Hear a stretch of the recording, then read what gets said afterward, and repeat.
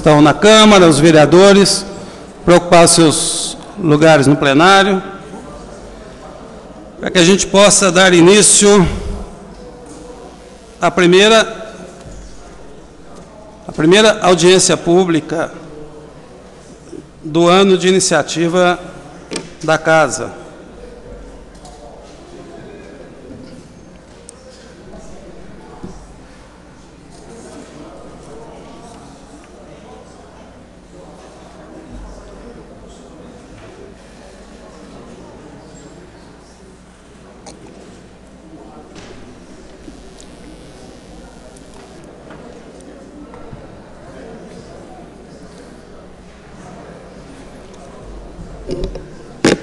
Senhores vereadores, senhoras vereadoras que estão na casa,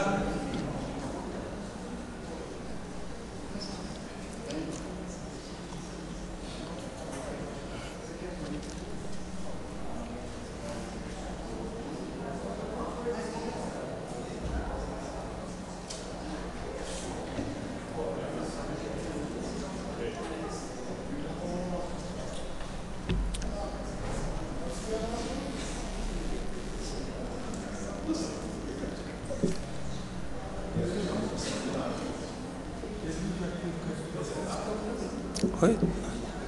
Tem mais gente ainda. Quem que está faltando aqui?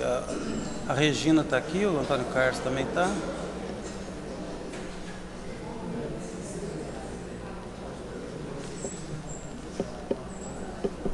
Flávio. Tá.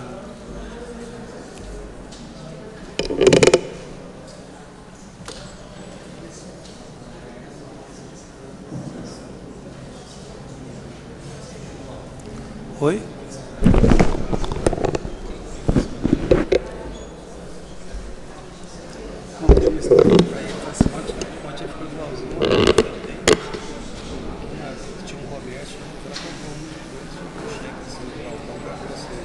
Ah, não, você chega, não chega, se for eu.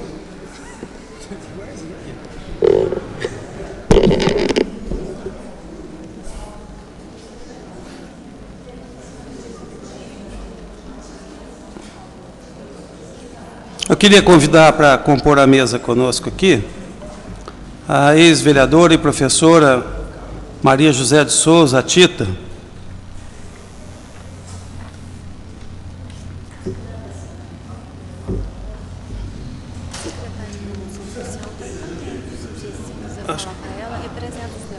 Eu acho que vou pôr ela aqui, né?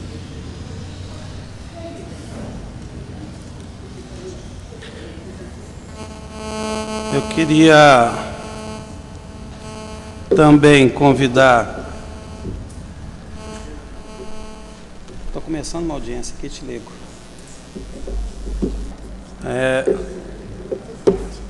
O doutor Lúcio Correia Cacila, representando aqui a 25ª subseção da UAB.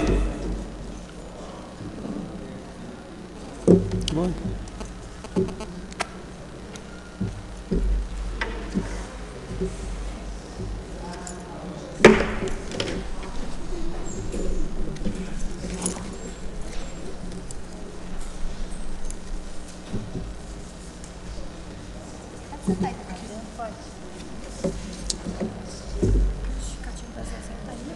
Da Zezé não, pessoal do Sansão. Como é que você está? Tudo bem? Eu queria chamar também a Lúcia Helena Santos Rodrigues, secretária de Promoção Social, que atua diretamente com instituições de caráter de organização social. E, ao chamá-la, tomei a liberdade de fazê-lo representante do secretário municipal de Serviços Públicos, José Muniz Alves, e da secretária municipal de Administração e Gestão de Pessoas, Maria Luísa Cuntura Carneiro Santiago. Ô, Lúcia. Queria agradecer os vereadores já presentes aqui e aguardar ainda a chegada de outros, enquanto faço esclarecimento sobre os objetivos dessa audiência pública, que trata da importância dos movimentos sociais, particularmente nas audiências públicas realizadas por essa Casa. Essas audiências, com duração de até 4 horas, são realizadas para dar oportunidade à sociedade, à comunidade, para discutir assuntos de interesse geral e também possibilitar a participação popular no processo legislativo. Essa audiência atende à aprovação do requerimento 836 de 2013, de minha autoria. Quem não se inscreveu, mas deseja apresentar propostas ou perguntas durante essa audiência, poderá se manifestar por escrito ou, eventualmente, a gente pode abrir a palavra, através de formulário que será distribuído. Os trabalhos estão sendo transmitidos pela internet, através do site da Câmara, www.pocosdecaldas.mg.leg.br. Sugestões ou perguntas podem ser enviadas pelo Facebook. Cabe a mim fazer, como proponente, a abertura dos trabalhos com a primeira intervenção.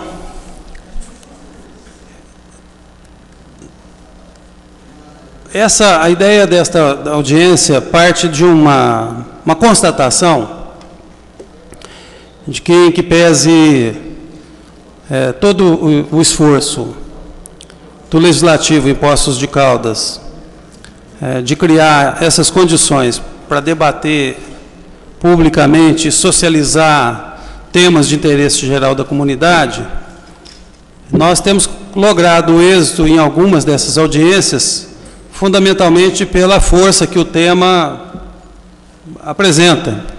Nós tivemos audiências no ano passado, extremamente relevantes, com bastante participação, com encaminhamentos importantes, com encaminhamentos necessários, mas, de uma maneira geral, em função de uma relativa pequena tradição de participação, nós temos observado que, às vezes mesmo, questões da maior importância, mas que são temas eventualmente mais áridos, não recebem a adesão esperada. Então, o que a gente imagina aqui é que a gente possa tirar alguns encaminhamentos, talvez numa linha geral, mais de uma interlocução permanente com as organizações sociais, com as organizações populares, de modo que elas possam estar mobilizadas e também mobilizar a comunidade para aderir a esse debate e essas reflexões importantes que as audiências públicas permitem. De algum modo, a gente pode associar as audiências públicas, embora não tenham caráter deliberativo, as audiências públicas elas podem ser associadas a uma espécie de experimento, uma espécie de laboratório de democracia direta, que é algo que preocupa, os grandes pensadores da humanidade, desde Platão e Aristóteles, que tinham que traziam para o debate as diferentes formas de governo, a monarquia, tirania, oligarquia, plutocracia, e que traziam para essa discussão a ideia de como trazer a população para para as decisões que dizem respeito aos seus interesses. Na Pérsia antiga também havia um debate muito interessante. O rei Dário tinha uma discussão já muito avançada sobre a necessidade de formas de governo em que a monarquia pudesse criar espaços de participação popular. E contra ele se opunha um dos seus generais que dizia que a única forma de democracia efetiva era aquela que a população pudesse decidir a respeito dos seus destinos. Toda essa temática veio sendo discutida ao longo dos séculos, ao longo do tempo, né, desde São Tomás de Aquino, desde Maquiavel, passando por Rousseau, por Montesquieu, que Rousseau, inclusive, radicalizava. Rousseau não compreendia a democracia se ela não fosse direta. Ele não compreendia a forma representativa de democracia, que é o nosso modelo. Nós, vereadores, nós, Câmara Municipal de Poços de Caldas, de certo modo, nós somos um espelho ou um modelo muito objetivo de democracia representativa, em que o povo soberanamente outorga a um corpo político o papel de legislar ou de fazer política em seu nome. Então, nós somos um espelho muito claro de democracia representativa. Outros pensadores depois de Rousseau, como Benjamin Constant, um liberal francês, e Alex de Tocqueville, eles já imaginavam que o voto em si já justificaria a democracia, que o voto era o ápice do processo democrático. Se havia liberdade de pensamento, liberdade de expressão, liberdade de imprensa, o voto era o ápice do processo democrático.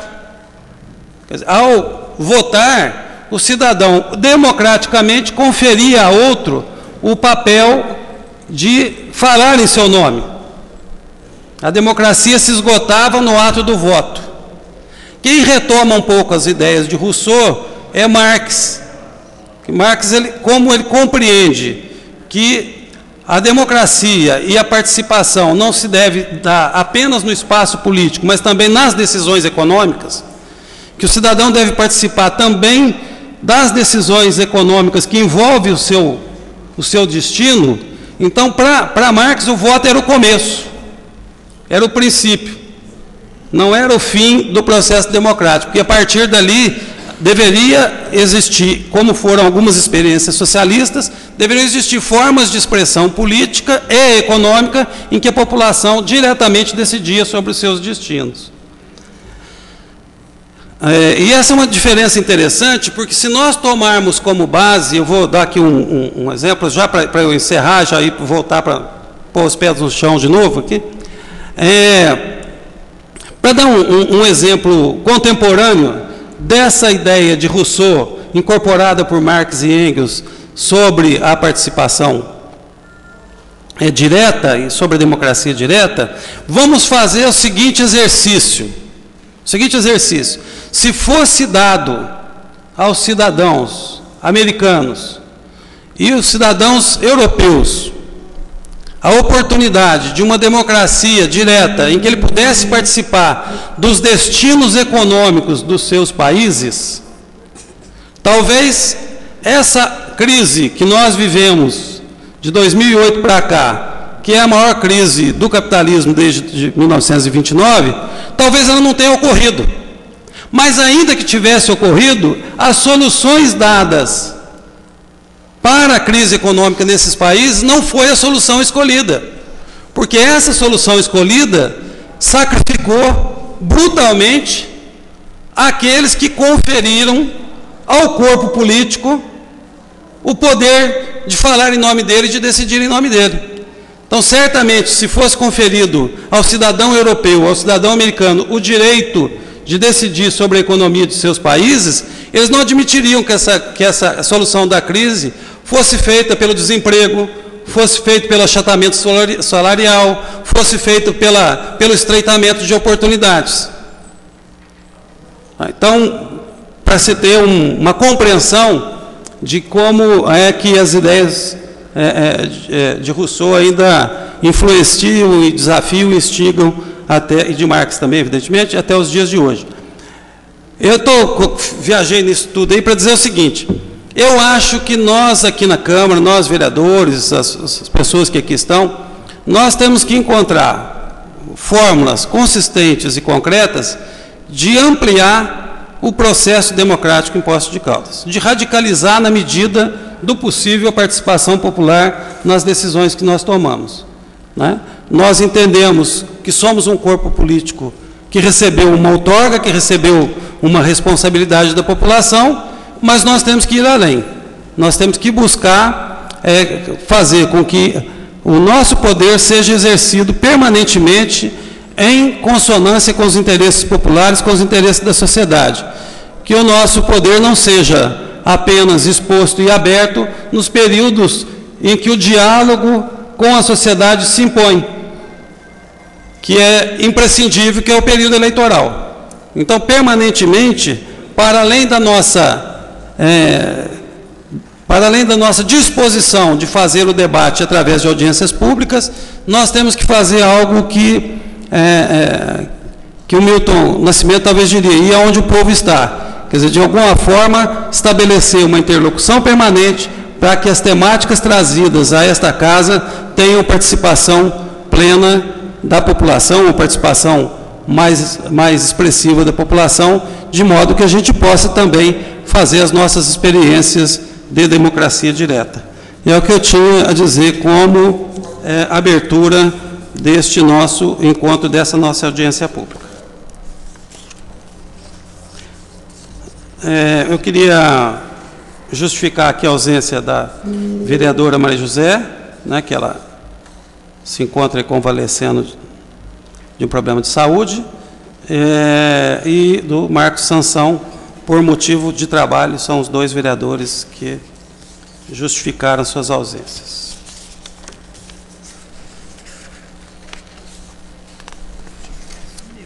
O meu está aqui também.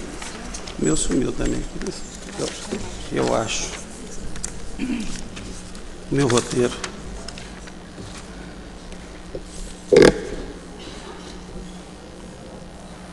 Eu queria passar a palavra aqui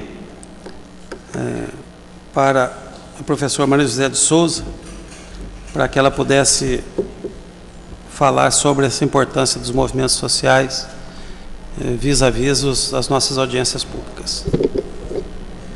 Boa tarde a todos, senhores, senhoras, vereadores Rogério, Zé Maria, Joaquim, Jonei, Zé Ricardo, Regina, Sementili. Tiago. Hein? Esse é o Tiago. Você sabe porque eu falei errado, né? Tiaguinho. É porque meu relacionamento maior é com o irmão dele, né?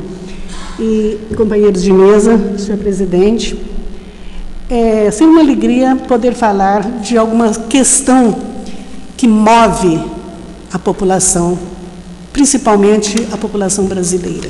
Embora a gente possa falar também de movimentos que nós estamos ligados em nível internacional, mas principalmente Poços de Caldas.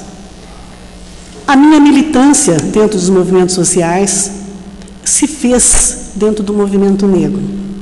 E é sobre o movimento negro dentro do país, dentro de Minas e dentro de Poços de Caldas que eu pretendo fazer a minha exposição.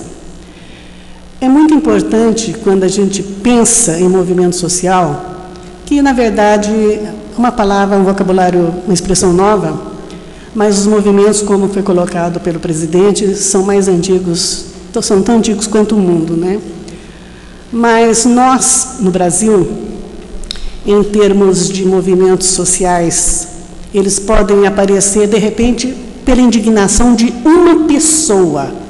Aí você fala assim, como? Uma pessoa você chama de movimento social? Mas a minha indignação, nesse momento, é tomada partido pelo outro, quando nós estamos numa massa. Essa massa de indignação pode se organizar e tornar-se um movimento mais efetivo, que possa vir a abalar, a mover situações muito maiores. E que nós vamos considerar aqui, na minha fala, como movimento social, não é nada mais do que um movimento dentro da organização dos limites do Estado. O movimento negro brasileiro, propriamente, nasceu em sua nova versão em 1933, em São Paulo, quando foi criada a Frente Negra. Uma coisa interessante, Nesse período que veio de 88 até a Revolução de 30, nossos ancestrais ficaram perdidos com aquela questão da abolição. Estamos livres do quê? Para quê? Onde? Mas acreditava-se que a liberdade tinha acontecido. De repente, com a mobilização política da década de 30, houveram diversas manifestações de movimentos sociais, movimento dos moços, os tenentes, e uma série de outros, os anarquistas, movimento operário, onde o negro não estava. Ele não era italiano para ser anarquista, não era italiano para ser operário. Ele não estava. E com a mobilização, com a entrada do Getúlio Vargas, algumas questões começam a ser discutidas. O Partido Comunista foi criado em 1922. A Frente Liberal, 29, o grande movimento para organizar a Revolução de 30. A não tomada do poder pelo presidente eleito.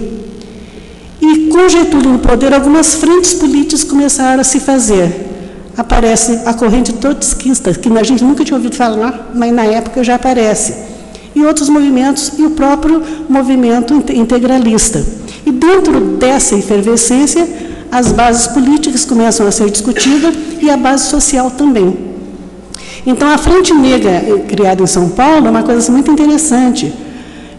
Como nós não tínhamos um preparo para o trabalho, o principal objetivo dela era preparar as mulheres para o trabalho doméstico, mão de obra qualificada, para os trabalhos de beleza, cabeleireira, manicure, etc. e tal, costureira, para ocupar um mercado que estavam trazendo portuguesas, húngaras e polonesas para ocupar no mercado doméstico em São Paulo.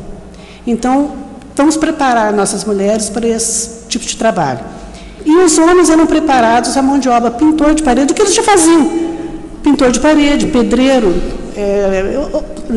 faxina, guarda, esse tipo de coisa, mas com a garantia, com o aval da Frente Negra. Se foi treinado pela Frente Negra, tem competência para, tem responsabilidade. Então, era uma forma de respaldar aquele movimento. Mas, com a instalação do Estado Novo, 37, cadê a Frente Negra? Porque ela veio se organizando, porque eu falo dentro de um processo democrático, ela veio se organizando para tornar-se um partido para candidatar-se na próxima eleição, que tinha sido prometida para 38.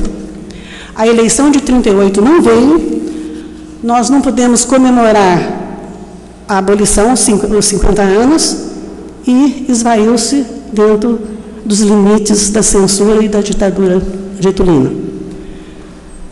Quando chega em 43, a Carta dos Mineiros, uma carta dos intelectuais reunidos em São Paulo, exigindo que o Getúlio entrasse na guerra, e o país entra na guerra do lado dos aliados, não vamos historiar a guerra aqui, e novamente se perde qualquer proposta de movimento social negro dentro da história do Brasil. Terminada a guerra, o Partido Comunista na legalidade se reforçado, elege Luiz Carlos Prestes senador, diversos prefeitos, diversos deputados, enfim, há uma abertura política, e dentro dessa abertura política, imediatamente, vem novamente o corte. Novamente o Partido Comunista na ilegalidade, as bocas caladas, mas renasce um movimento negro com dois nomes muito expressivos. Um deles é Abdias Nascimento, o outro nome é o Solano Trindade, na cultura. Pela primeira vez a gente passa a aliar movimentos sociais com cultura, e naquele crescimento aparece um nome de mulher, a primeira mulher negra que aparece nessa fase, que é a Léo Tigre, dançarina. Com um grupo de dança eles viajam para a Europa, para a França, para o lado soviético, inclusive a União Soviética, e esse pessoal vem se preparando para um novo enfrentamento da chamada democracia brasileira.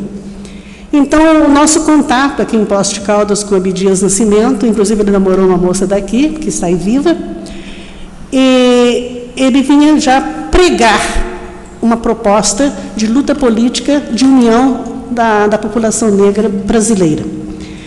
Antes do golpe militar de 64, o Abdias Nascimento teve que fugir, foi morar no Peru. Do Peru, ele foi para os Estados Unidos, onde tornou-se professor de literatura e cultura afro-americana dentro de uma universidade norte-americana, e só voltou depois da abertura política, que nós vamos chegar até lá.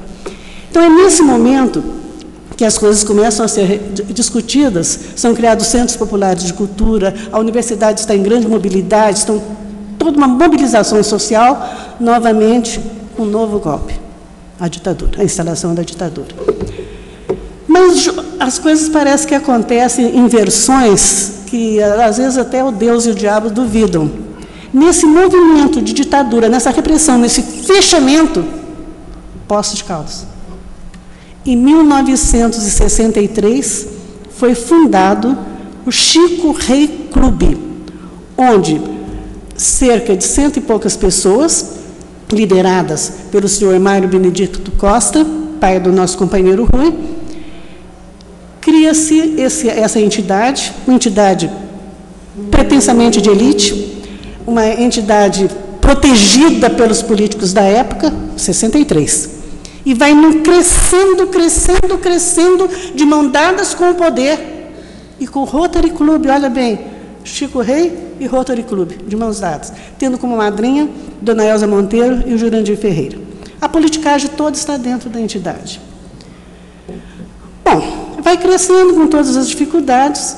Quando chega em 72, eu volto para Poços de Caldas, porque eu estava estudando fora, sou convidada para participar da entidade. Então, foi uma participação que eu não ajudei a criar, mas a ajudei a alimentar dentro da minha militância. E foi nesse momento que nós começamos a trabalhar a questão da cultura dentro da entidade. Como resgatar uma identidade étnica através de um movimento cultural. Aí entrou a minha parte de formação ali dentro. Nós vemos toda essa parte de repressão fechada, do cerceamento, de boca fechada política, e vai que vai, vai que vai. Quando vê no Brasil, estoura um grande movimento em Salvador, que é Ilê Aie. Todos já ouviram falar no Ilê Aie. E o líder desse movimento, chamado Antônio Carlos, mas ninguém conhece por Antônio Carlos, ele é chamado de vovô, ele cria um quilombo chamado Ilê Aie. Ilê é a terra, Aie, abençoada, onde nós habitamos. E dentro desse quilombismo, agora eu usei uma palavra nova, quilombismo. Esse quilombismo já foi trazido dos Estados Unidos pelo Abdias Nascimento. Então, ele achava que nós deveríamos fechar, dentro de um movimento africanizado, uma proposta política dentro da organização do Estado brasileiro. E foi através desse Ilê Aie, aí houve uma divisão, e foi criado o Olodum. E eles começaram um movimento social dentro de Salvador. Social, movimento cultural e movimento político. Isso em 75. Quando chega em 78, São Paulo, Bahia, Belo Horizonte, estoura com um movimento chamado Movimento Negro Unificado. Esse Movimento Negro Unificado é de base marxista, e ele está junto, em 79, na criação do PT. Então, vocês vejam, o que a gente está ligando? Movimentos sociais que surgem dentro de determinado segmento, mas que têm, desde 33, ao direcionamento em função da participação democrática, através das eleições, através do voto, através dentro da ordem do que está organizado. E, em 78, nós temos o MNU, mas, em 77, em São Paulo, surge um movimento, através do SECAB, que é um grupo de cultura negra do Estado de São Paulo, que cria um festival comunitário negro zumbi. Esse Festival Comunitário Negro Zumbi, 77, foi realizado em Araraquara, e nós participamos de Araraquara, onde a Poços de Caldas teve uma participação muito efetiva, inclusive com o Roberto Teresiano. Nós levamos a parte cultural toda, que foi nós que levamos. Isso em Limeira, depois o segundo, em 78. Em 79, em São Carlos, dentro da universidade, nós somos todos reunidos. De repente, eu vou usar a expressão chula, mas, por favor, aqui não quero que tente, que aceite como conotação pejorativa. Até ela é muito mais do que afetiva do que pejorativa. Levanta um neguinho todo desmunhecado e vira assim: e nós, além de negros, somos homossexuais, somos gays. Eu falei: meu Deus, caiu a ficha. Naquele momento, o movimento negro ali reunido incorporou para ele o movimento gay. Você acredita que foi assim que nasceu o movimento gay no Brasil? Começou em São Carlos, desse questionamento desse garoto. Aí nós prestamos atenção, já apoiamos, e até hoje, todo o movimento gay é incorporado junto com o movimento negro no Brasil. Mas nesse crescer, nós começamos a sentir a necessidade da incorporação de nós, enquanto mulheres, no movimento maior. E nós começamos a discutir a questão da mulher negra e toda a problemática que envolve ser mulher e ser negra na nossa sociedade.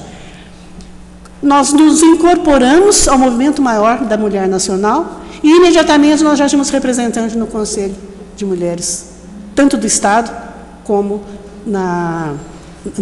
em Brasília. E tivemos representantes muito importantes, como a Petronília, que é uma professora antropóloga, aqui, pedagoga aqui de São Carlos, a Edna Roland, que foi nossa representante depois em Durban, e aí foi um crescimento. Então, cresceu o movimento de mulheres, nasceu o movimento gay e veio para ficar o movimento negro. E desse aglutinamento, desses debates, dessas discussões, nós começamos a nos dirigir para o poder. E nesse momento começamos a dirigir para o poder, nas eleições democráticas, em 88, nós elegemos Abdias Nascimento e Benedita da Silva, que propuseram a lei que coloca o racismo como crime inafiançável. Então, isso é uma conquista dentro do processo democrático. E continuando as discussões, nós estamos num crescimento, de tal forma que, em 99, nós discutimos em São Paulo, discutimos no Rio de Janeiro, discutimos em Salvador a questão das cotas nas universidades, que foi incorporada quando a gente percebeu, através da experiência dos parlamentares norte-americanos, que participaram conosco de todas as discussões, nós vimos também que deveríamos incorporar. E que foi um dos últimos atos do presidente Lula, a aprovação do Estatuto, que estava desde 95 rodando na Câmara dos Deputados, o Estatuto do Negro e também a lei de cotas nas universidades. Além dessa lei de cotas, nós conseguimos também a lei 10.639 a 11.645, que incorpora a história da África e a história da cultura afro-brasileira no currículo escolar. Vocês vejam bem, se nós temos mais de 50% de uma população negra, nós não conhecemos a nossa história. Então, agora, de 2003 para cá, é que foi incorporado no currículo. E ainda diante da resistência de companheiros de brasileiros que acham que isso não tem necessidade. E a luta pelas cotas, ainda, embora a lei, a gente sempre ainda dá uma testada com alguém que se coloca contra. E dentro desse movimento todo nosso, pela emancipação do cidadão negro, porque aí nós estamos na forma, o movimento social serve para fazer o caráter de cidadania das pessoas, nós participamos ainda de lutas internacionais. Nós, Poços de Caldas, mandamos para a ONU cerca de 2.600 assinaturas para a libertação de Nelson Mandela. Então, veja bem, a luta não fica só nessa questão. E quando foi dentro dessa mobilização toda que nós sentimos a necessidade de nos organizarmos para uma construção maior. Em 83, nós realizamos em São Paulo o Encontro Negro das Américas. E nesse Encontro Negro das Américas, nós fizemos uma diretriz, ele teve o patrocínio da OEA, nós fizemos uma diretriz para nós seguirmos e colocarmos em prática dentro da América toda, não só da América Latina.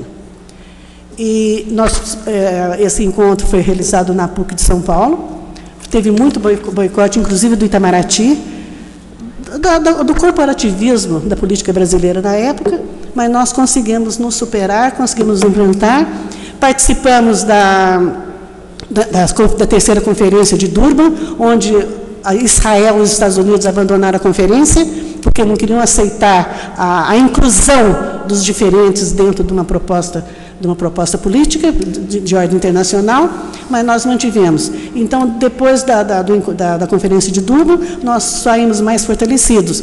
E no governo Lula foi criado a CEPIR, que é uma secretaria com status de ministério, que hoje delega e organiza todo o projeto político do Estado em relação às políticas públicas para o negro em nossa sociedade. Então, enfim, num resumo, essa é uma que eu queria deixar aqui e que nós continuamos. Nós temos aqui, nós criamos os diversos conselhos em todos os estados.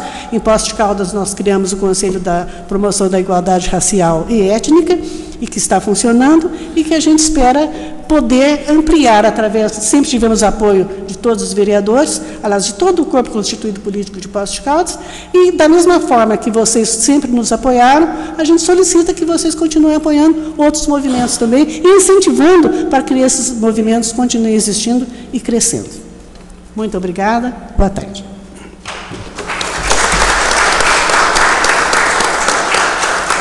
Muito obrigado, Tita. Passar a palavra para o doutor Lúcio Corrêa Cassila, que aqui representa a 25ª subseção da OAB Minas Gerais. Boa noite. Boa noite.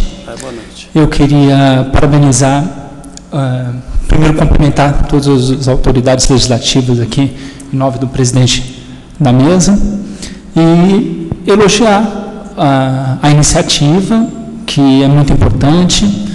Afinal de contas, essa casa só funciona mediante observação da necessidade e da intenção. Mediante a necessidade e a intenção do povo que os elegeu.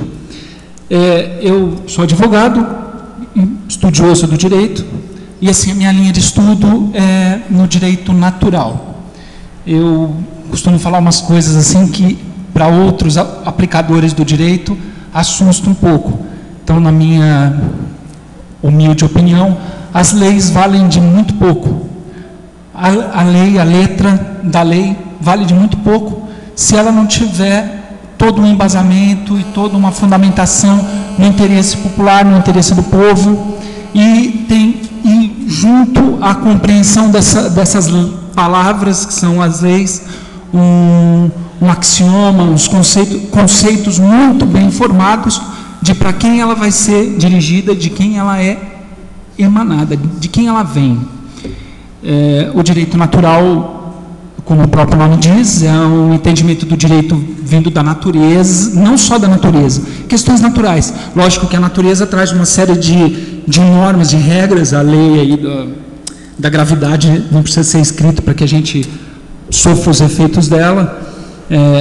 A lei de Deus, para quem acredita, como eu, e principalmente a lei natural, que é a vontade do ser humano.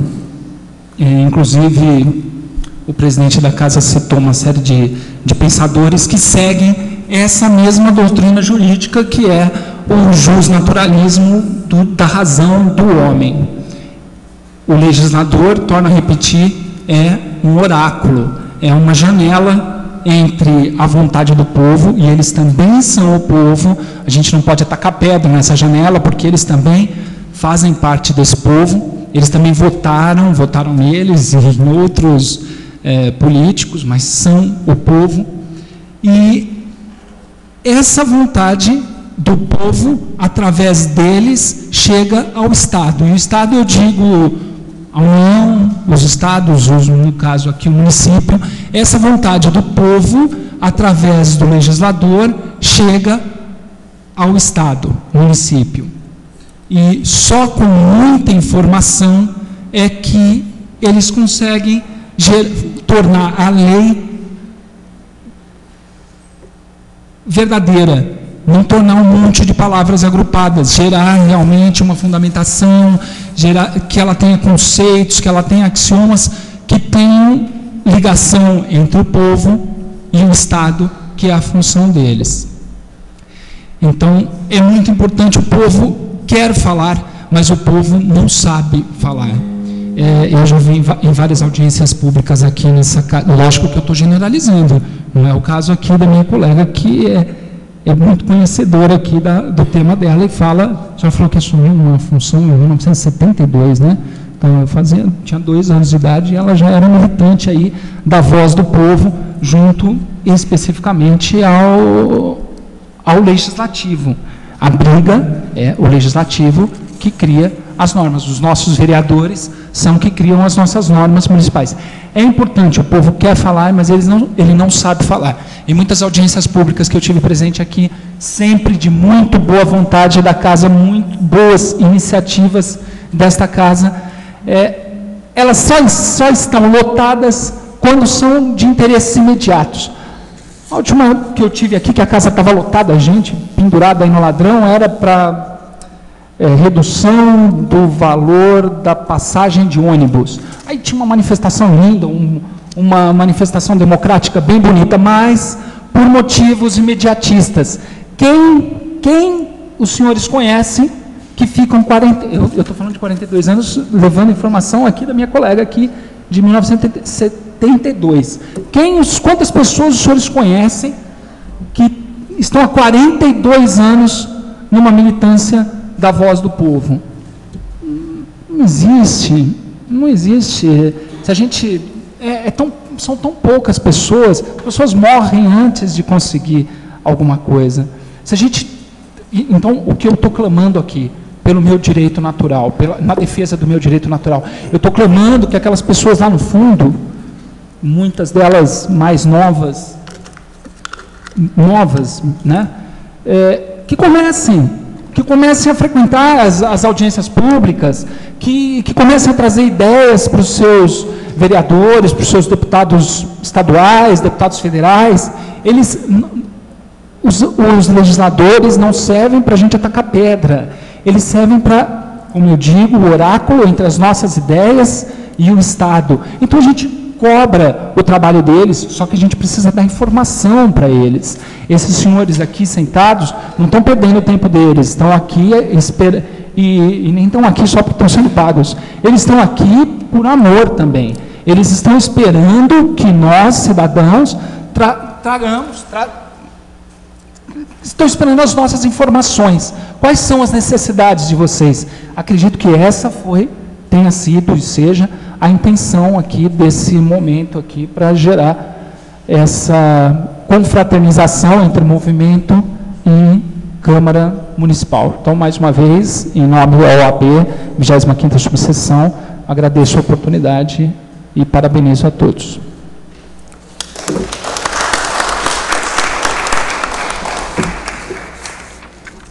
Muito obrigado, doutor Lúcio. Eu queria agora passar a palavra para Lúcia Helena. Boa noite a todos e a todas. Agradecer e cumprimentar aqui os meus companheiros de mesa, na pessoa do Paulo, companheiro aí de caminhada de muitos anos, né, Paulo? Vou ter que contar para o Lúcio que eu sou mais velha que a Tita, na militância, isso é grave. Calma, eu não falei a militância estudantil, viu? Sabe por quê, Tita? Porque, bom, boa noite aos demais vereadores, um prazer estar aqui na casa. Em 66, eu mudei de Poços de Caldas na adolescência, E a última coisa que eu fiz aqui na cidade, capitaneada pelo padre João, que era o capelão do Colégio São Domingos, nós, embaixo daquela chuva que caía naquela época, na época do Natal aqui, batendo na porta dos fundos das casas aqui do centro, para tentar falar com as empregadas domésticas, porque o projeto do padre João era transformar a escola, né, que tinha se transformado lá o Pio XII, que era a Santa Casa já tinha mudado, era criar uma escola, né, de formação política. Ele falava que era uma escola para as domésticas, mas era uma escola de formação política. Tanto que, em 68, ele foi convidado a voltar para a Holanda. Então, eu entrei no Colégio São Domingos e eu era uma das poucas filhas de trabalhador rural que estava na escola. Eu lembro direitinho que meu pai falava assim, tem que vender um caminhão de arroz para pagar a sua escola, né? E isso era muito trabalho. Ter um caminhão de arroz para vender significava muito trabalho.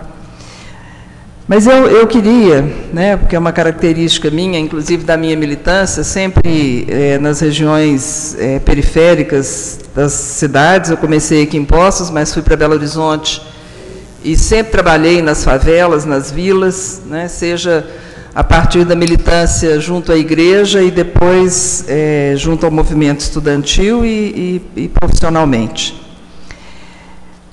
O que culminou, né, a Tita já fez um histórico brilhante aqui do movimento negro, mas que ele espelha um movimento que aconteceu nesse país num determinado período importantíssimo para que a gente compreenda o que é possível hoje no país, né, que foi a duras penas, né, eu não vou dizer que derrota não, mas uma ocupação de espaço junto às oligarquias, junto, né, às elites desse país, e como a Tita bem ressaltou, das elites brancas, porque aos negros quase nada foi oferecido. Nós tivemos um ápice nessa luta, que foi a Constituinte de 1988. Não é à toa que essa Constituição é denominada de Constituição Cidadã. E de tudo que ela garante, né, porque ela incorpora nos seus primeiros artigos itens importantes da Declaração Universal dos Direitos do Homem, que não eram respeitados aqui no Brasil, né, como um elementar, que só agora, em 2003, realmente nós garantimos no governo do presidente Lula, que é o direito básico à alimentação, né, a ponto de um presidente ter que chegar, tomar posse e dizer que era um compromisso moral dele que cada cidadão tivesse ao menos 3 refeições ao dia, né? Quer dizer, isso é de envergonhar, né, uma nação como a nossa. Mas eu queria ressaltar dessa conquista que foi a Constituinte, né, que ficou sacramentado na Constituição, né, e aí os legisladores procuraram uma forma de representar isso, uma outra forma de democracia que não a representativa que esta casa, né, faz parte, que é aquela democracia por meio do processo eleitoral. Mas ela criou a democracia, a possibilidade da democracia participativa, né? E nós temos como face mais visível da democracia participativa a organização dos diversos conselhos. E o que foi pensado, e aí eu me sinto com muita tranquilidade para falar, porque eu participei desse processo, o que foi pensado realmente é que estes conselhos, eles tivessem a força e a pujança que tinham os movimentos sociais que conseguiram fazer nascer a Constituição de 88. Né? E que estes conselhos, então, pudessem realmente discutir políticas públicas de Estado, né? Políticas públicas que sobrevivam a governos, que sobrevivam a legendas, mas que garantam os direitos que realmente estão inscritos na Constituição. né, e aqueles que forem criados a partir da evolução do próprio processo civilizatório. Hoje, nós temos uma realidade um pouco diferente disso, né? Ou bastante diferente, né, Giza? Não é pouco, não, é bastante. Cadê o Tiago? Ele saiu, mas é bastante diferente, né, João? Então, o que nós encontramos hoje? Por exemplo, aqui em Poços, né, não vou falar do resto, mas daqui de Poços, nós temos alguns conselhos que deveriam ter representante dos usuários. Mas isso não tem em nenhuma das leis que criaram os conselhos aqui. Como que eu vou achar, viu, Lúcio, que a pessoa vai chegar aqui e vai fazer uma reivindicação se ela é usuária da saúde, ou é usuária da assistência, ou é um adolescente, né, que tem já alguma capacidade de se articular para defender o seu direito dentro das políticas públicas, e ele não tem assento nos conselhos. As leis que foram criadas aqui nesta casa não prevêem isso. E essa é uma das discussões que cabe aos conselhos fazerem. E eles estão fazendo. Nós estamos, desde o ano passado, provocando essa discussão. Para que essa representação exista nos conselhos, não basta que seja uma pessoa de alguma comunidade.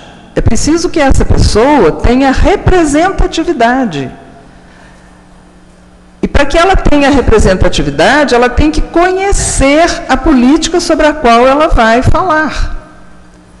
E isso pressupõe um processo de formação, que também não vem sendo feito. E aí, infelizmente, essa não é uma prerrogativa de Poços, né? Essa é uma luta que a gente vem travando há muitos anos. Então, aqui em Poços, é nossa preocupação que a parcela mais desprovida de oportunidades financeiras, econômicas, culturais, sociais, que são os usuários da assistência social, é nossa preocupação, sim, que eles saibam e que eles possam discutir o direito deles ao esporte, o direito deles à cultura, o direito deles à saúde e o direito a bons serviços da assistência social. Então, nós estamos organizando e revendo toda a nossa metodologia de trabalho para que isso se torne realidade. E alguns mecanismos, né, estão sendo discutidos e amadurecidos com os conselhos, porque eu espero que até o fim do mandato do Dr. Heloísio, alguma coisa tenha mudado nessa realidade. E nós estamos trabalhando para que isso mude. Nós temos que trabalhar o segmento dos idosos, nós temos que trabalhar o segmento da juventude, nós temos que trabalhar, né, as famílias, para que elas compreendam, né, que eu não quero fazer um programa de esportes para o pobre. Eu quero que ele tenha acesso e saiba discutir a política de esporte. E ele tem direito de ter acesso a qualquer evento, a qualquer equipamento. Então, para mim não me estender muito, né, eu queria sintetizar naquilo que a gente precisa de fazer. Essa casa não vai se encher de pessoas para falar de política pública, para falar de defesa de direito, ou para reivindicar, inclusive, direitos que ainda não estejam contemplados, se elas não receberem de nós aquilo que o Dr. Lúcio falou, que é informação, e não basta a informação, é preciso formação. O governo federal criou na Secretaria da Presidência da República um curso de formação de conselheiros. Esse curso está sendo oferecido pela Universidade Federal. Ele se destina, a princípio, aos conselheiros dos conselhos federais, das diferentes políticas, mas a nossa assistente social aqui do Conselho Municipal de Assistência Social conseguiu fazer a matrícula, né? E já fez um dos módulos. Então, nós temos orientado, né, para que, mesmo que a gente não consiga trazer um braço ainda da Universidade Federal para cá, que a gente, dentro das nossas possibilidades, consiga reproduzir, né, para os usuários das políticas públicas a formação que eles precisam ter para aí sim, para chegar aqui nessa casa e fazer com que as políticas públicas desse município sejam políticas de Estado e não políticas de governo. E que todos os direitos que estão garantidos na Constituição tenham dentro desta casa os primeiros defensores ao respeito deles. Isso é fundamental, porque no segundo momento da democracia representativa é preciso que as pessoas saibam, né, que aquele que está aqui cria as leis, que ela segue depois. Então, a minha vida inteira, a minha militância inteira tem sido nessa direção, né? E é com essa disposição que eu volto para a minha cidade retomar o que eu interrompi em 1966. Né? Por isso eu me coloco e tenho me colocado à disposição dos movimentos, à disposição das instituições que trabalham conosco. Quem trabalha comigo sabe que essa discussão é cotidiana, e os senhores devem ter observado que desde o ano passado a gente vem usando a linguagem do teatro, a linguagem da arte, para problematizar, né? Porque muitas vezes um discurso você ouve 3, 4 palavras dele. Mas quando você usa o recurso do teatro, o recurso da música, o jovem pensa, ele participa, ele discute, ele compreende, né? Então, essa é uma estratégia que nós começamos no Carnaval do ano passado, e o ano passado nós atingimos um grande número de jovens e de adultos discutindo estas temáticas que são referentes, né, à estruturação das políticas públicas na cidade. Era essa contribuição que eu entendo que eu poderia dar nesse momento, né? E deixar aqui publicamente o nosso compromisso, viu, Paulo, de trabalhar para que essa casa fique realmente cheia nas audiências e que as pessoas tragam de verdade aquilo que elas têm para reivindicar aqui. Obrigada. Obrigado. Obrigado, Lúcia. Eu queria... eu já tenho duas perguntas aqui escritas, e eu queria ver se alguém quer se manifestar. Pode entregar aí o formulário, por favor?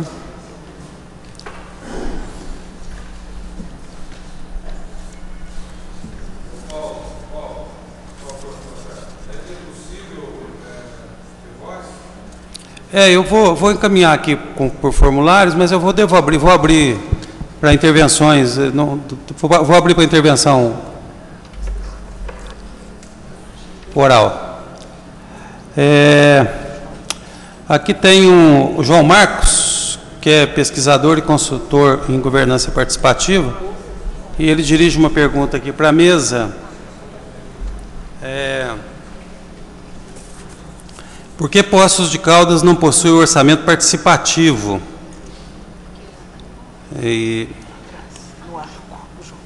Bom, essa aqui eu posso responder. Depois tem uma outra aqui que eu vou pedir para a Lúcia se ela tem alguma informação mais específica. Com relação ao orçamento participativo, nós tivemos aqui uma experiência de orçamento participativo nos anos de 2001 a 2004, e foi uma experiência exitosa, embora muito difícil de ser implementada por conta de que era algo muito novo, muito inusitado, e nós enfrentamos muitas resistências.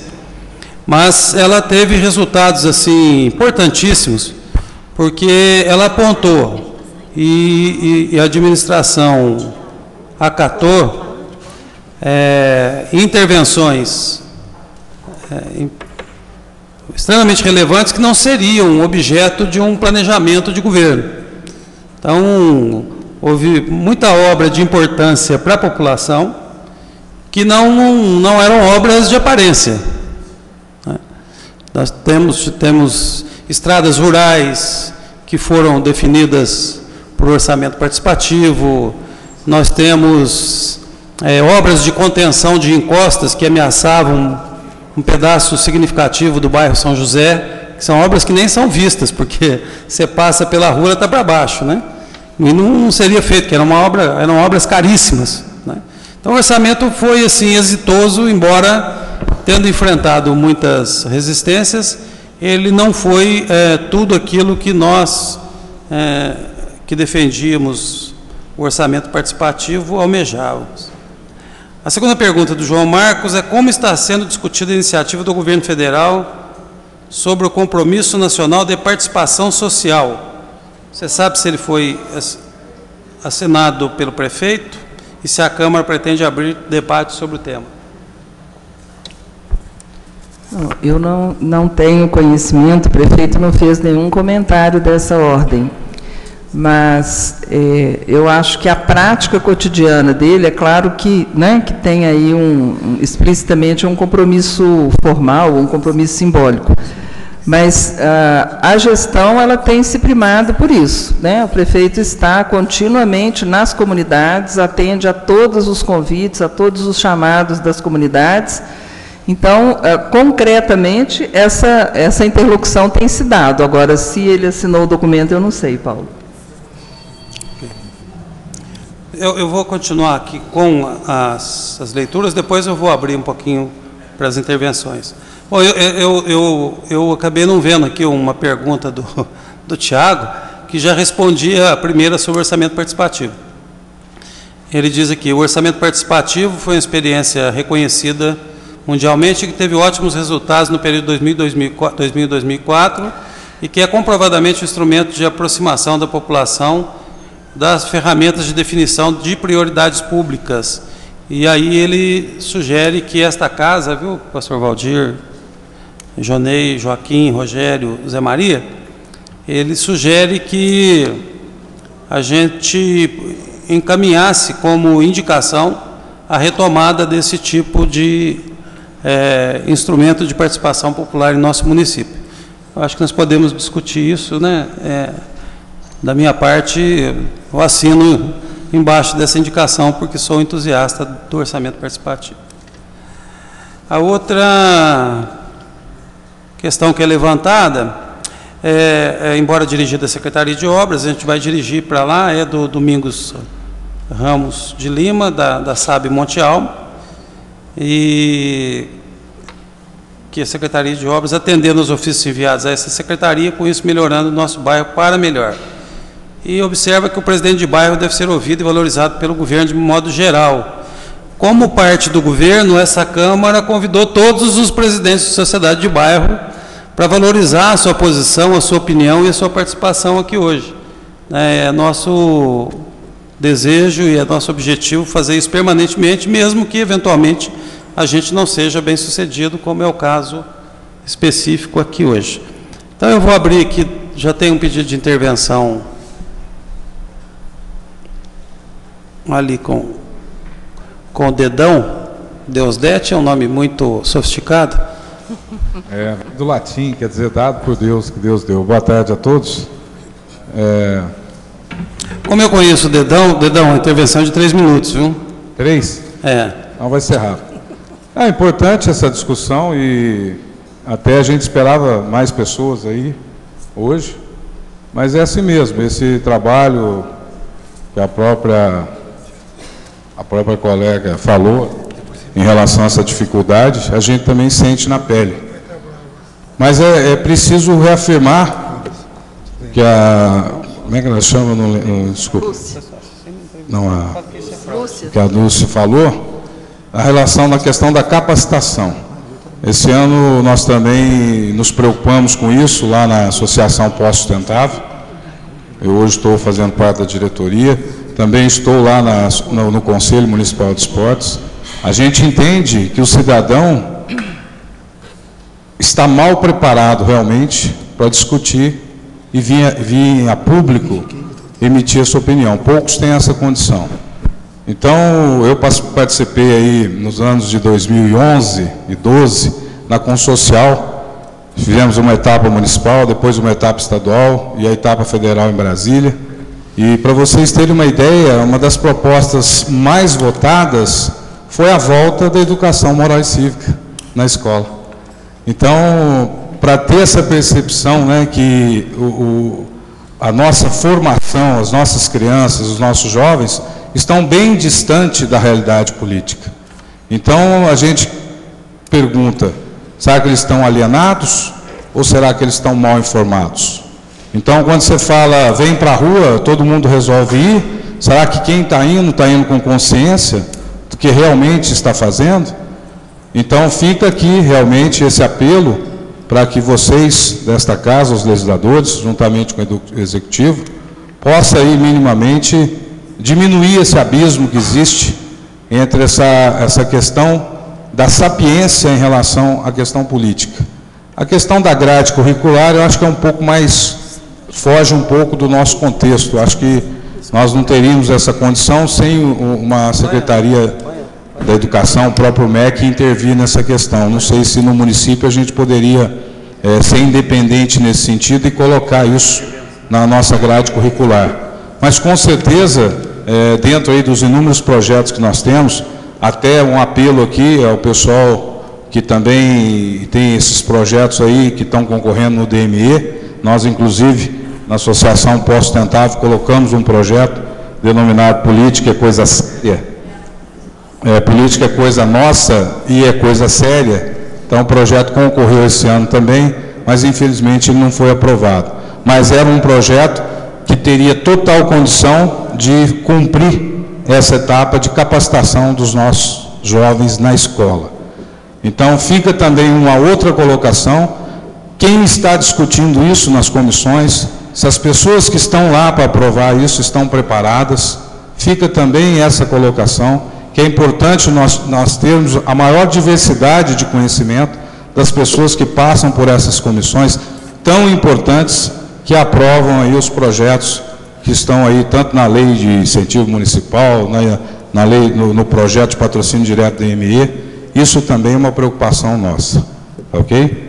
Obrigado aí pela oportunidade, uma boa noite a todos. Obrigado.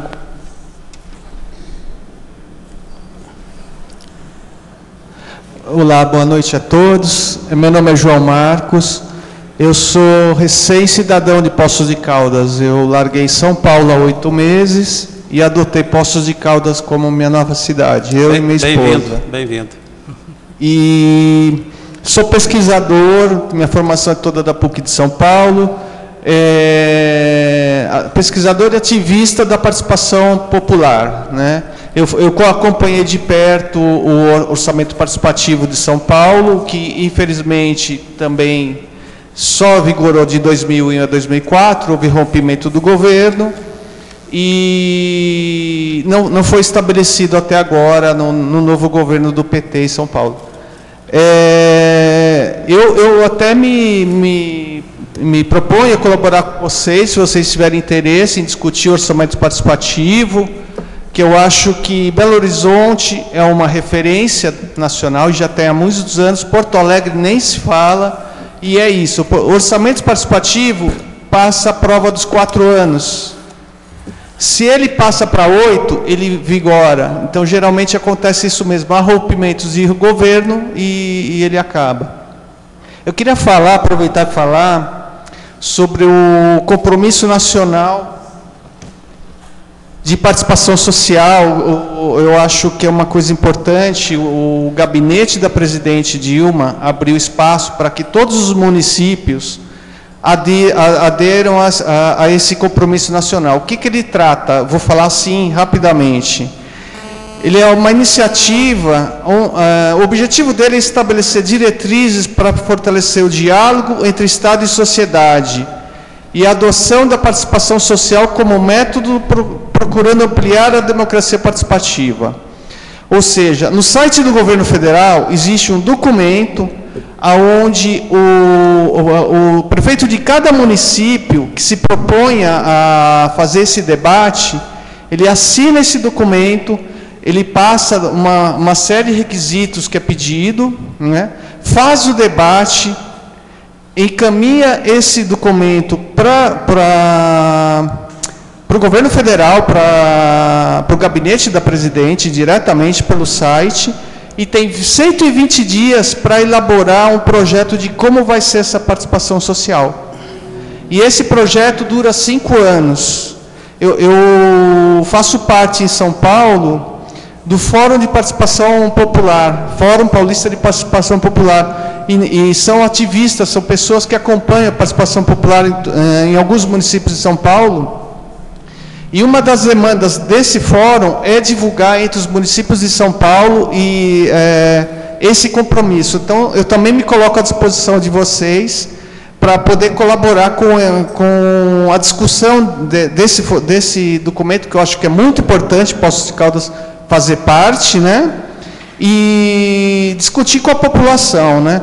E uma outra coisa que eu queria aproveitar, que está me surpreendendo, que eu achei muito bacana, todos aqui, a iniciativa da casa, a iniciativa da mesa de todos que falaram, eu gostei muito da fala de todos, é que vocês estão com uma demanda de formação e capacitação, principalmente em participação social.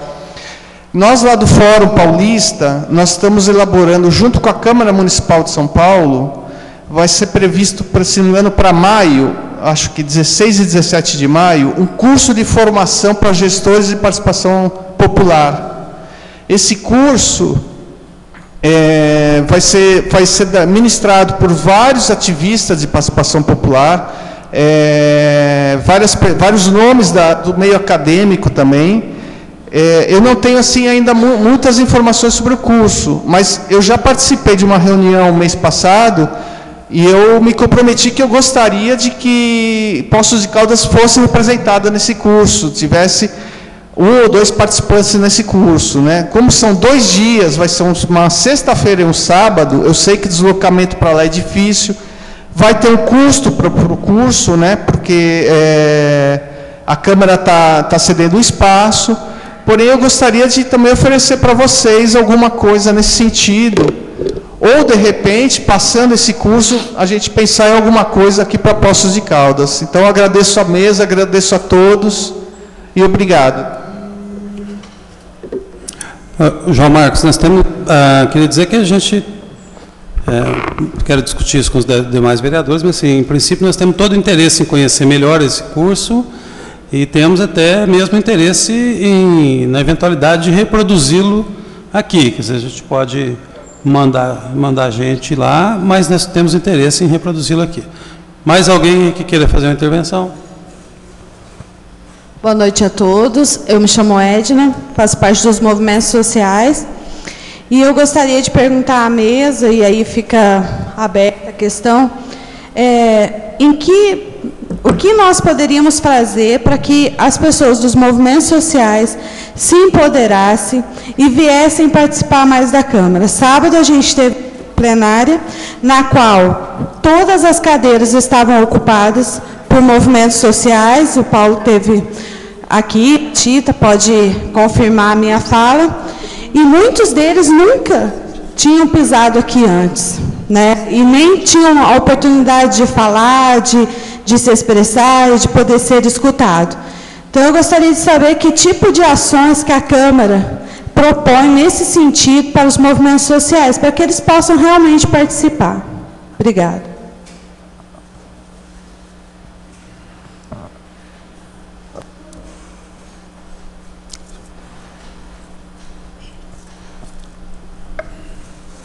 Boa noite a todos. Meu nome é Terezinha Couto.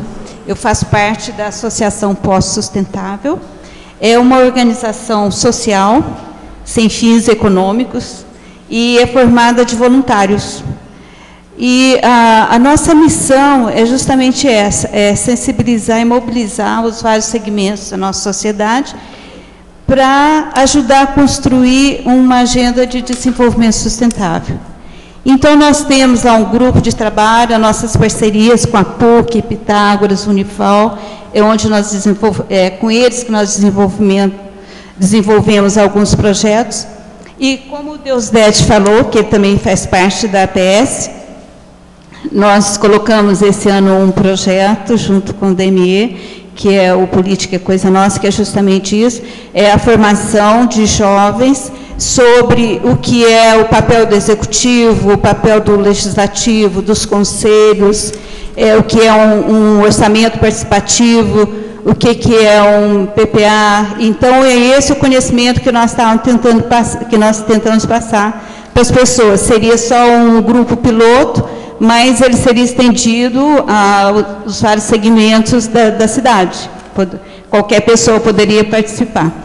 Mas, junto com isso, nós temos o outro programa, que é o Programa Cidades Sustentáveis, que nós fizemos o lançamento aqui em 2012, e o nosso prefeito é signatário da Carta Compromisso, e na reunião que nós fizemos logo depois que ele foi eleito, que ele afirmou que ele realmente iria trabalhar para a implantação desse programa, e ele precisaria, mas que ele gostaria de ter a ajuda da APS.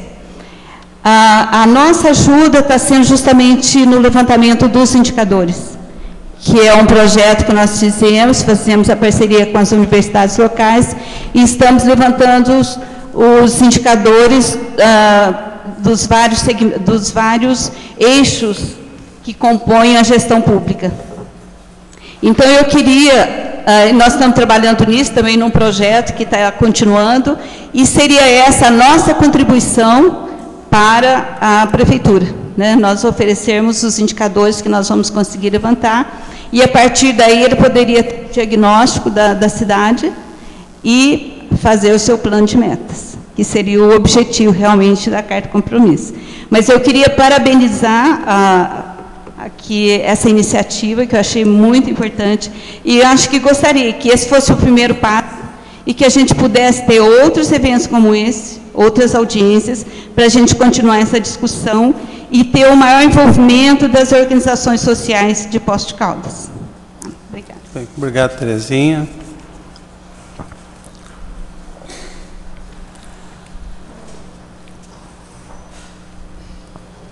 Olá, eu sou Zequinha e queria falar para vocês de uma coisa que eu tenho notado, que a minha militância vem do movimento de igreja, da Pastoral da Juventude, da PJ, que desde os anos 80 a gente trabalhou muito antes era movimento de jovens, aí depois passou pela PJ.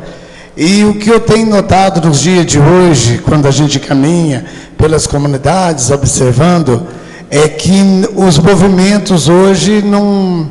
Eu estava vendo aqui o Dedão falar sobre a escola. No meu entender, a escola nunca formou para um movimento social. Ela tem um caráter repressor, isso no meu ver. E esse movimento que a gente tinha, o paralelo, vamos dizer assim, que inclusive foi o criador do Partido dos Trabalhadores, que eu conheço, é o partido que surgiu da rua, do chão de fábrica, não foi da dissidência de um grupo que separou, não, ele surgiu, ele foi plantado de uma semente de movimento social das ruas, inclusive com a igreja, com as comunidades eclesiais de base e com membros da Pastoral da Juventude. Então, esse tipo de movimento formador dessa juventude, a gente não vê mais hoje. Eles passaram, na década de 90, por uma repressão muito grande, em que se implantava no país o neoliberalismo e impedia, entre aspas, que houvesse discussão em qualquer sentido. Inclusive, a própria igreja foi contra esse movimento social, que ele acabou sendo, teve uma força muito grande do Papa João Paulo II, que acabou por destruir todos os bispos que atuavam na frente desses movimentos. Sobrevive ainda hoje o MST, que é um movimento surgido das nossas bases e ganhou essa independência nacional, que hoje é orgulho da nossa luta, lutando pela terra, pela luta contra o latifúndio. Então, esse tipo de liderança, esse tipo de formação, a gente não assiste mais. Tem as pessoas que falam que esse tipo de movimento do qual eu venho são movimentos de guerrilha, que na verdade não é. São movimentos intensificados, em que hoje eles levam um caráter diferente. Nós estamos ouvindo hoje pela internet se falar do rolezinho. que é o rolezinho? Ele surgiu diante do impedimento do pobre que é discriminado nos outros ambientes. Ontem eu e a Tita, a gente conversava sobre essa questão. E esse impedimento levou-se a essa questão, que hoje nós estamos assistindo aí. E está sofrendo uma repressão também. Então, tudo que vem nessa linha é tomado como guerrilha. O orçamento participativo do qual eu atuei de forma, eu considero, bravíssima e de forma voluntária, devido à minha atuação no movimento de bairros. Foi totalmente repreendido. Não foi compreendido por essa casa. Eu estava aqui. Essa casa, na época, não compreendeu o movimento, que seria uma transformação social para Poços de Caldas. Não falo isso porque o prefeito proponente do orçamento é o presidente da casa, não, porque eu estava lá. Eu vivi o dia a dia do orçamento. E o caráter de participação era tão grande que a gente não importava se ganhava dinheiro ou não. A gente queria estar no movimento, porque a gente sabia que era um diferencial. E Poços de Caldas não viveu um movimento social como foi o orçamento participativo, da grandeza dele, não se viveu. O Tiago não está aqui, ele que estava comentando, ele era garoto na época até, mas a gente não viveu isso aí. A gente tem visto esse movimento que aconteceu agora, que foi copiado por outras coisas que aconteceram em vários pontos do país, mas não é um movimento como foi o último movimento do orçamento participativo. Então, eu gostaria de colocar nesse sentido, esse diferencial, essa formação para a liberdade, que tanto nós carecemos hoje. Muito obrigado. Bem, Zequinha, queria fazer um pequeno comentário antes que eu... Pode passar lá, para ponderar aqui. Como nós somos uma casa plural, né, é importante a gente reconhecer que os partidos, né, até pelo próprio nome, eles representam parte, né, da sociedade. Então, todos os partidos têm origem num segmento social específico, né. No nosso caso, as bases nossas são bases populares, são bases de caráter inovador, transformador e tal, mas, de uma maneira geral, os partidos se associam, né, a uma parcela da sociedade e representam aqueles interesses legitimamente no cenário democrático que nós vivemos. Anésio. Boa noite a todos. Meu nome é Anésio Velar. Cumprimento a mesa e pela iniciativa de estarmos aqui discutindo. Foi muito bem colocado sobre a questão do orçamento participativo e foi colocada uma questão sobre a participação popular, aqui a dificuldade das pessoas virem. Ou seja, nós temos como exemplo do orçamento participativo, onde as discussões aconteceram nas micro-regiões, próximo dos moradores, onde é mais fácil de mobilizar e até mesmo o acesso, a dificuldade e até culturalmente o que representa a Câmara para a população. Então, como sugestão, não será o caso de começarmos a fazer um trabalho de mobilização junto à sociedade da importância desse espaço, que acredito que muitas das pessoas não têm nem a noção, né, da importância e o que se decide aqui para a sua própria vida. Então, essa é a minha sugestão. Não é esse movimento que foi o orçamento participativo, não seria também um movimento junto a todo o movimento popular, está discutindo as realidades e, ao mesmo tempo, a organização social. Então, essa é a minha sugestão. Muito bem. Mais alguém para a gente poder passar para os vereadores? Eu vou deixar a questão que a Edna levantou mais para o final, viu, Edna? Então, com a palavra, os vereadores aqui presentes. Quem quer fazer uso da palavra? O vereador Joneiras. Boa noite, senhor presidente, senhora secretária, Tita, doutor Lúcio, demais vereadores, senhoras e senhores. Eu queria lembrar a Tita, na época, talvez, do GGN, que foi um grande grupo de gente nova aqui em Poços de Caldas, né, que a gente fazia um trabalho social.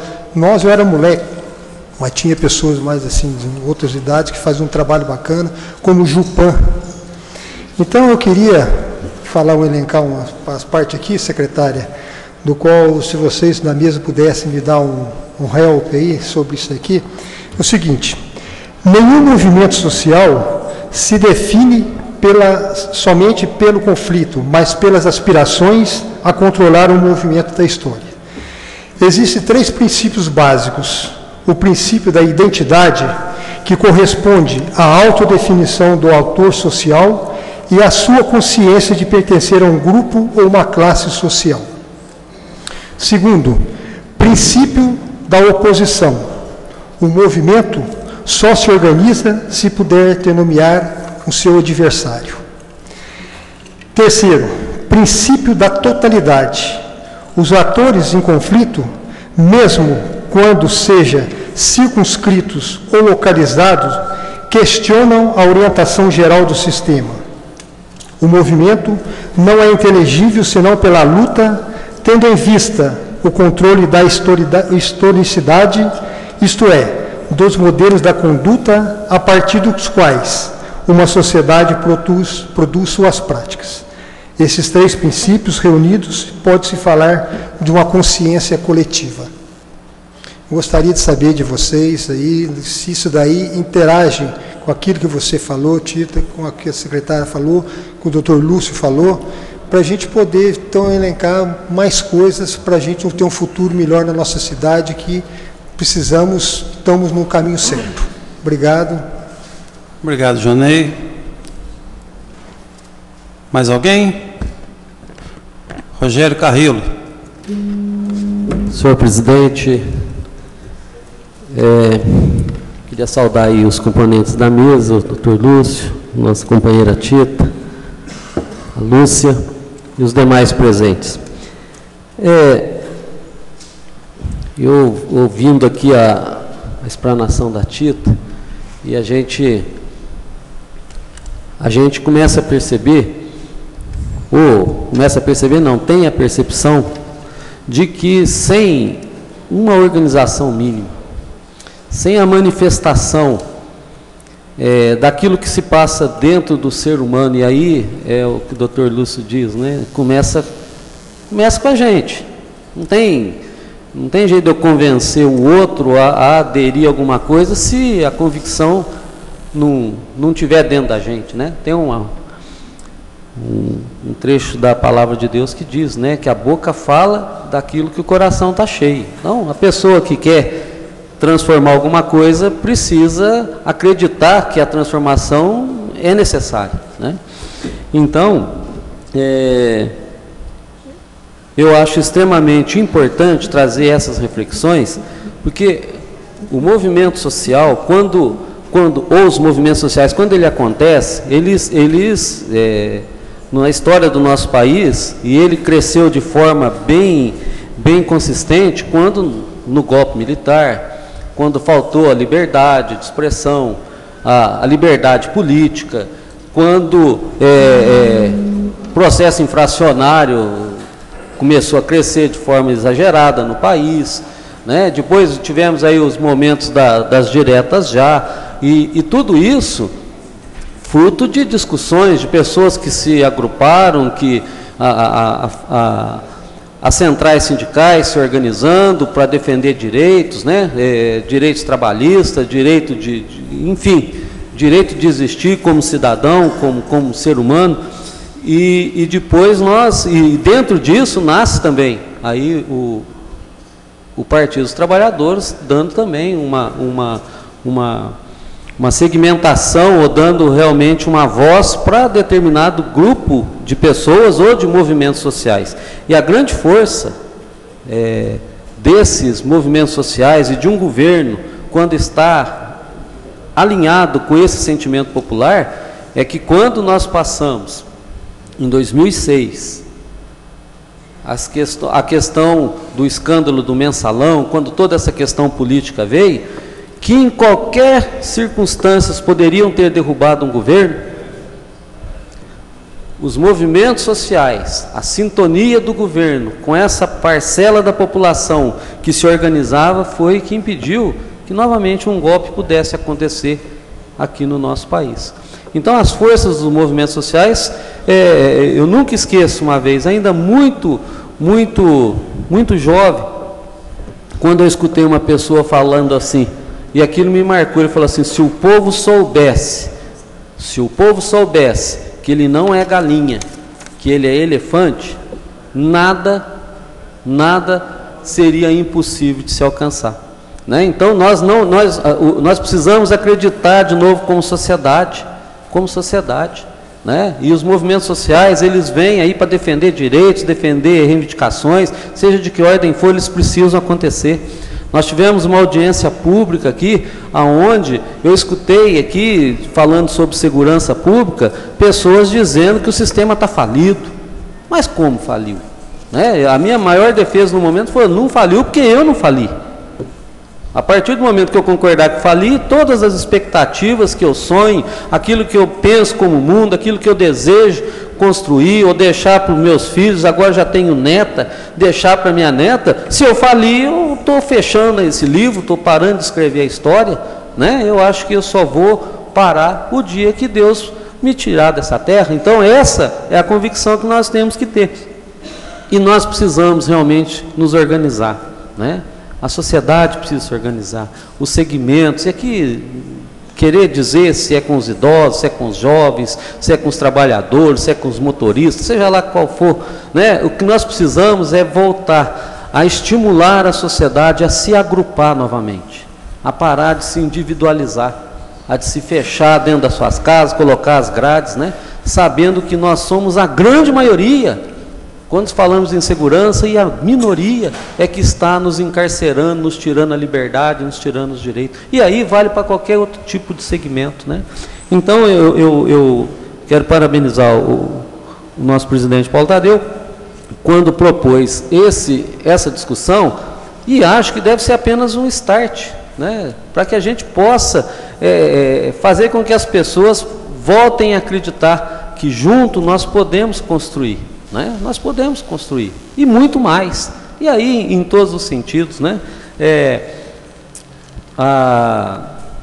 Hoje as diferenças sociais, né, causadas, e hoje nós podemos dizer que avançamos muito, né, quando nós podemos, e aí a Tita pode até depois numa consideração dizer, quando que lá em 1972, Tita, quantas pessoas talvez negros tiveram a oportunidade que você teve, né? E hoje nós temos através de um governo apoiado por segmentos sociais, a condição de negros poderem ter acesso à universidade, a mudar a história da sua família, da sua história, e dar aos seus filhos a possibilidade de uma vida melhor. Então isso é fruto dos movimentos, das iniciativas populares que abriram espaço e gritaram e abriram voz.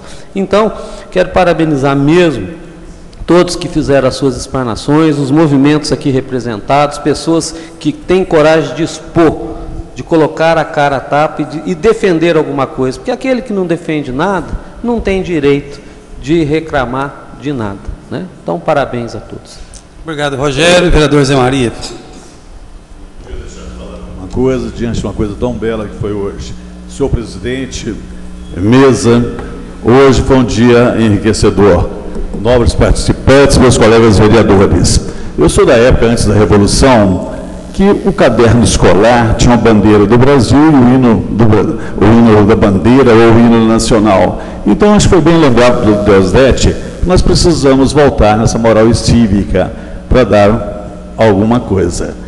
Isso é importante, a moral cívica atualizada, os direitos de cada um, porque os movimentos sociais estão aí. Lembrado bem pelo Zequinha, o movimento social hoje é fruto que todo mundo aí está condenando essa coisa toda, os rolezinhos, né? Precisava ter, mas não de uma forma desse jeito. E também a periferia, né? Que vem a ser capa de veja e preocupação da atualidade. Eu tive um professor de antropologia, apaixonado pelo Brasil, em Córdoba, Argentina, onde era o maior centro marxista da América Latina. Eu fiz um curso de teologia, sociologia e antropologia, mas esse meu professor me deixou marcado pelo amor que tinha ao Brasil. Então ele dizia o seguinte: o Brasil, a formação é como se fosse um sabão de cinza. Olha como ele conhecia o seu Brasil. Mas um dia vai virar sabonete. E eu acho que nós estamos chegando, viu, hein? Se Deus quiser. Olha, uma boa noite a todos, muito obrigado a todos. E parabéns, Paulo, por essa ideia de hoje. Obrigado, Zé Maria. Eu queria, aqui ainda tenho duas questões ainda sobre a mesa. Uma é da Sara, da Microrregional de Economia Solidária, aqui de Poços de Caldas. Que tipo de leis podem ser criadas nessa casa para apoiar os movimentos sociais em sua sustentabilidade? Então, ela menciona aqui a questão da sede, formação, matéria-prima e tal. Na verdade, a Câmara, ela pode tudo, né? Dentro da lei, ela pode tudo. E, especificamente, nesse aspecto, essa é sempre um projeto de lei de iniciativa do Executivo. Quer dizer, todo projeto, toda lei que cria algum tipo de despesa para o município, ela tem que ser originária do Executivo. Os vereadores podem, evidentemente, propor como anteprojeto ou como indicação, mas, a rigor, a titularidade do direito de propor despesas para o município, nesse caso, visando a sustentabilidade de movimentos, como esse que considero da maior importância, acho que tem que ser incorporado mesmo às políticas públicas, a titularidade é do Poder Executivo. Ok? Explicado? E aqui, com relação à Edna, Edna, o que a Câmara pode fazer para trazer um movimento social é fazer 3 aberturas, né? Abrir as portas, abrir o coração e abrir a boca para comunicar, né? Porque, na verdade, o movimento social, vamos simplificar, né? Vamos chamar de povo, né? O povo otorgou a nós, otorgou aos vereadores o poder de legislar, né? Mas ele não abriu mão do seu poder de criar novos direitos, né? Ao oferecer ou ao otorgar aos vereadores o papel de legislar em seu nome, ela continua como fonte originária do poder. E como fonte originária do poder, ela tem e deve criar novos direitos, seja pressionando por novas leis, seja pela consolidação de seus hábitos e de seus costumes, né? Então, essa é uma questão que nós podemos até discutir diretamente com as pessoas que atuam no movimento social, formas de intensificar o diálogo com esse setor.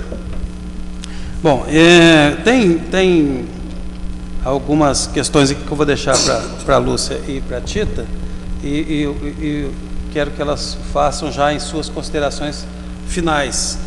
O Lúcio quer fazer alguma consideração final? Não vou tomar um tempo. Não, seria um prazer para nós. Então, Tita. Eu pretendo sim fazer as considerações finais.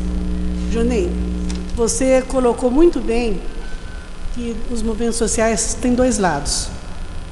Eu comecei a minha fala dizendo a questão que uma indignação é suficiente para criar um movimento, porque diversas indignações se juntam. Então, veja bem, dentro da nossa proposta de movimento social, todos nós aqui, o que nós queremos? Um Brasil melhor. Um Brasil com maior atendimento social. Então, esse é o nosso lado. Quem está do outro lado?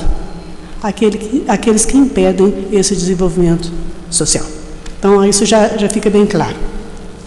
Agora, outra questão que eu quero colocar aqui, respondendo ao Zequinha. Zequinha, a escola forma a militância social? Sim! Eu fui formada antes de 64. A escola após 64 é que não forma mais. Então, respondendo ao companheiro Dedão, a disciplina moral e cívica só existe em Estado ditatorial. Moral e cívica não é disciplina de democracia, de participação. Ela é de repressão. Existiu na ditadura do Getúlio e na ditadura militar. Então, nós não podemos desejar educação moral e cívica. Dou a parte. Pode a parte que eu vou continuar. Pode permitir. Quando eu falei moral e cívica, eu disse uma moral e cívica atualizada. Eu sou do tempo antes da ditadura, quando havia os caderninhos, você deve lembrar disso, que tinha o hino nacional, a bandeira do Brasil, coisas assim educativas, da escola.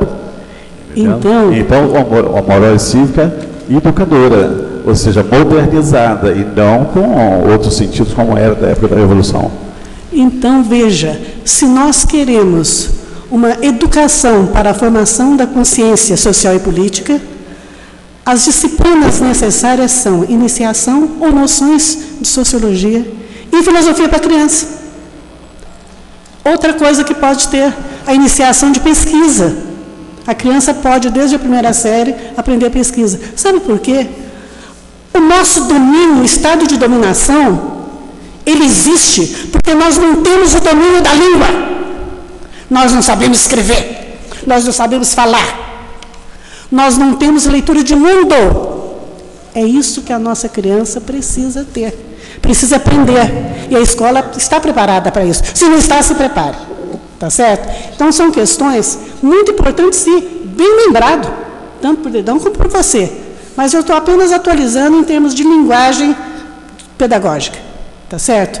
Precisamos, sim, repensar a escola e repensar as disciplinas e como elas são praticadas nas escolas, né? A outra questão é o currículo escolar. Nós temos um currículo escolar fechado. Esse currículo escolar tem que ser aberto e integrado. As disciplinas têm que se encontrarem, se mobilizarem para que a criança tenha uma apreensão maior do processo de aprendizagem e do processo de mundo, e que a nossa escola não tem. Por quê? Nossos professores ainda estão com a cabeça formada pelo regime militar.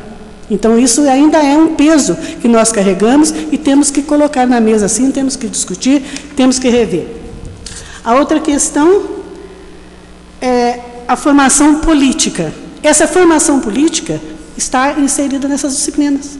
Aqui falou-se muito em democracia representativa.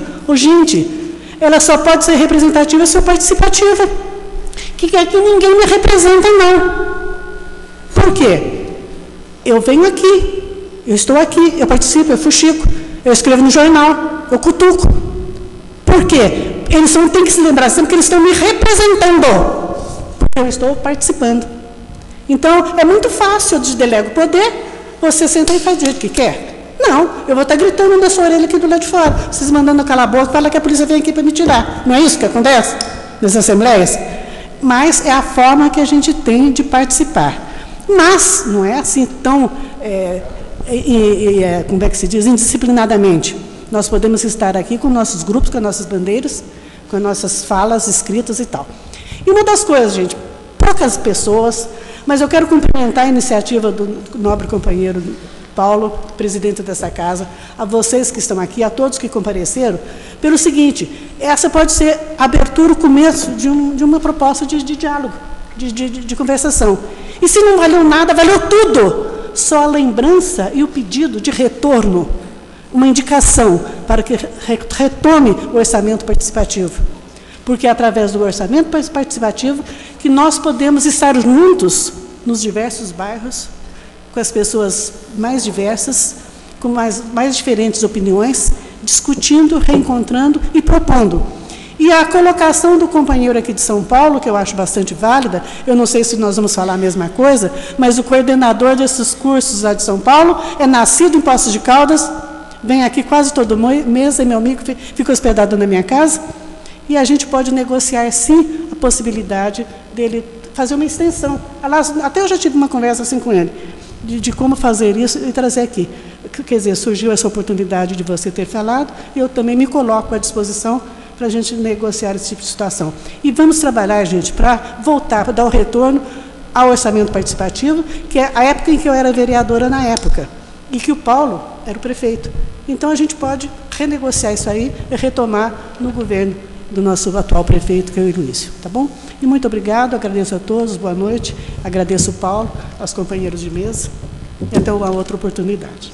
Obrigado, Tita. O doutor Lúcio renunciou à renúncia do uso da palavra, então... Desculpa aí.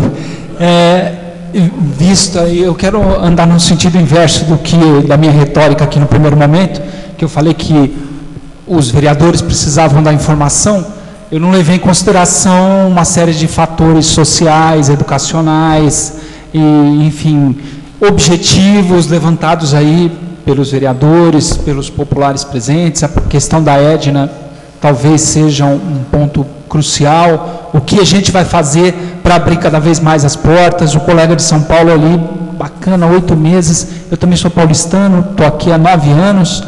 Eu não adotei Poços de Caldas que me adotou. Eu amo Poços de Caldas. E daqui a pouco você vai se sentir assim também, adotado por Poços de Caldas. Trouxe informações objetivas muito importantes que, de repente, até respondem à questão da Edna. Falta moral, falta cívica. O vereador Johnny fez uma explanação com uma série de princípios objetivos muito interessante. Ele estava aí estudando princípio aí, escrevendo o conceito deles, inclusive. Então, é assim, é o que eu falei, o povo precisa da informação, mas eu até falei de maneira técnica, de maneira filosófica, mas o povo não sabe falar, só que está aí a prova. Eu desconsiderei as questões sociais, cívicas, morais, educacionais.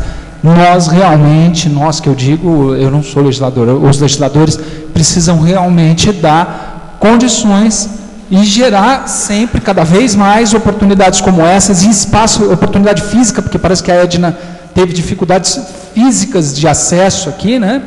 Não é, Edna? Você falou que você veio numa unidade que estava cheia, não deu para... Você veio numa assembleia.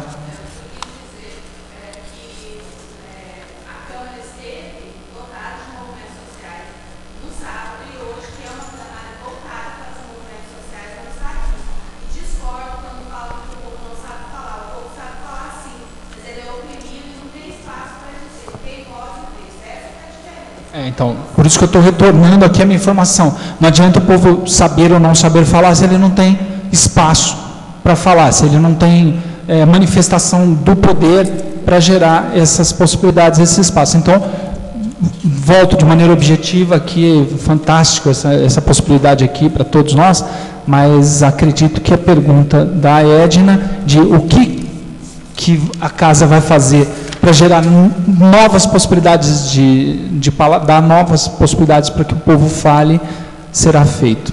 Então, rogo aí aos nobres vereadores que tragam essas possibilidades, tragam o curso aí que a minha colega falou e que o colega de São Paulo também expressou, para que treine esse povo todo para ter espaço e capacidade de retórica aqui na casa. Boa noite. Obrigado, Lúcia Helena. As considerações finais. Eu queria agradecer muito a oportunidade, né, de estar colocando aqui uma das metas hoje da política de assistência social, mas não só, porque o princípio da participação, ela é um dos princípios hoje da política de assistência social no Brasil. E ela fala de outro princípio, que é o princípio da acolhida. E a gente tem que compreender, sabe, Edna, esse princípio da acolhida de forma muito ampla, né? Não é só o jeito que eu trato a pessoa quando ela chega na unidade, mas é também como que eu escuto o que ela diz, como que eu olho o que ela me traz, né? Como que eu compreendo. Então, nós temos trabalhado e discutido muito com a equipe que chega agora à prefeitura, dos novos servidores, essa percepção de mundo, né? E eu respondo há muitos anos uma pergunta a mim mesma diariamente, que é: a quem eu sirvo? Né? Então, essa pergunta para mim ela é a motivação cotidiana. Com ela você enfrenta o que, né? Quando você responde, você sabe a quem você serve, você enfrenta os obstáculos que se colocarem. Eu quero deixar claro aqui o nosso compromisso, né, na política de assistência social, na organização da política de segurança alimentar, que são garantia de direitos básicos da população, de que essa não é mais uma política compensatória. Ela é uma política que pretende a transformação social, a ruptura né, de ciclos intergeracionais de pobreza. E para que isto aconteça, nós temos que trabalhar a autonomia e o empoderamento das pessoas, dos indivíduos e das famílias. Então, muito em breve a Câmara vai receber aqui uma série de documentos nossos em favor da modernização da política de assistência na cidade, e é isso que os senhores vão ler que está escrito nela, né?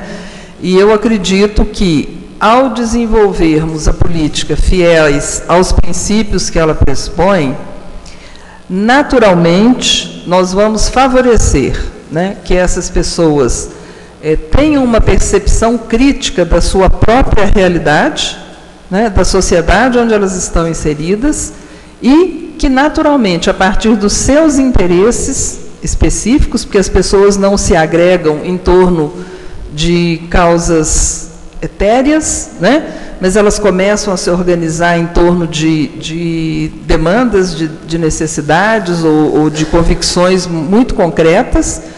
Mas eu acho que é uma grande contribuição que nós poderemos dar, porque a população, como eu disse no início, né, que está representada no Cadastro Único da Assistência Social nessa cidade, equivale a 60 mil habitantes. É mais do que 1/3 dessa população. Então, eu tenho reafirmado muito para a nossa equipe que a responsabilidade é muito grande, né? Nós sabemos disso.